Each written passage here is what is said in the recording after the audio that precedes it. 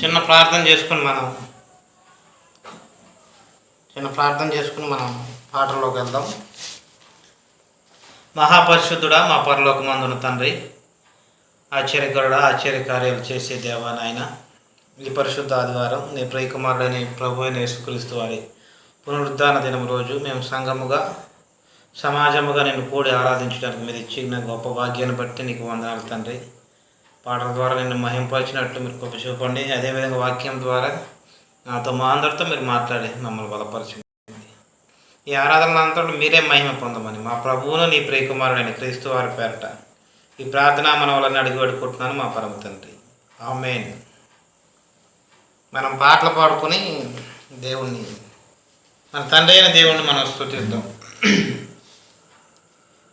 ఏ పేరున పిలవాలని ఆ దేవుని కొలవాలని, ఆ దేవుడే మన తండ్రని యేసే అన్నాడుగా.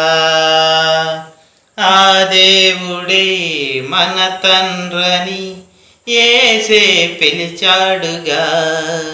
పిలవాలి యేసు ద్వారే అని, ఆ యేసు నామమున తండ్రి అని.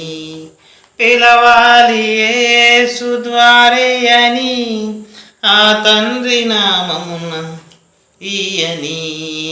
ఏ పేరున పిలవాలని ఆ తండ్రిని కొలవాలని.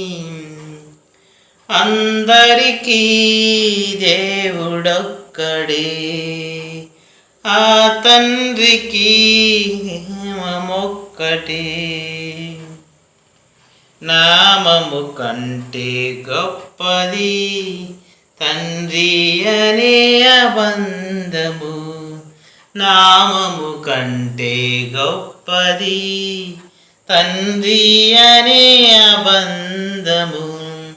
పాత నిబంధనలో యెహోవా ఉన్నవాడని ఎన్నో నామములున్నవి.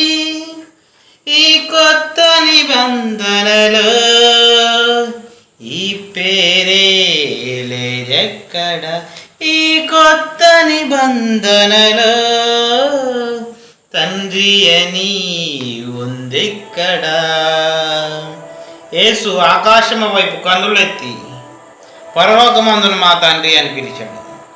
ఏ పేరున పిలవాలని ఆ దేవుని కొలవాలని, ఆ దేవుడే మన తండ్రని యేసే పిలిచాడుగా. ఆ దేవుడే మన తండ్రని యేసే అన్నాడుగా. పిలవాలి యేసు ద్వారే అని, ఆ యేసు నామము తండ్రి అని. పిలవాలి యేసు ద్వారే అని, ఆ యేసు నామమున తండ్రి అని.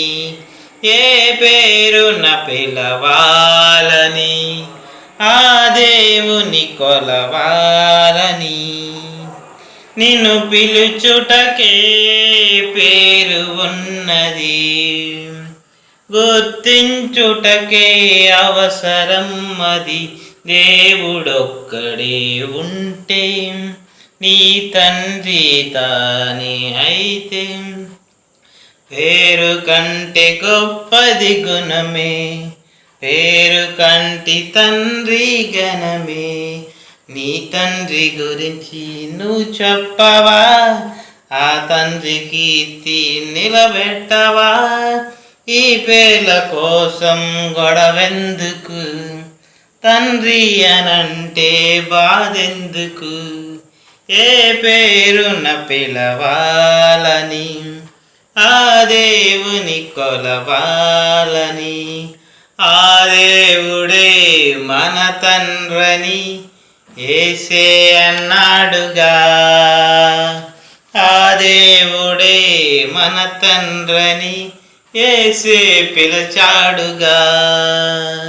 పిలవాలి యేసు ద్వారే అని, ఆ యేసు నామమున తండ్రి అని. ఏ పేరున్న పిలవాలని ఆ దేవుని కొలవాలని. దేవునికి స్తోత్రం. మన తండ్రి అయిన దేవునికి, మన ప్రభువు అయిన యేసుక్రీస్తు ద్వారా యుగ యుగములకు మహిమ కలుగును గాక. మనం మరొక పాట పాడుకుని దేవుని వాక్యం ధ్యానిద్దాం.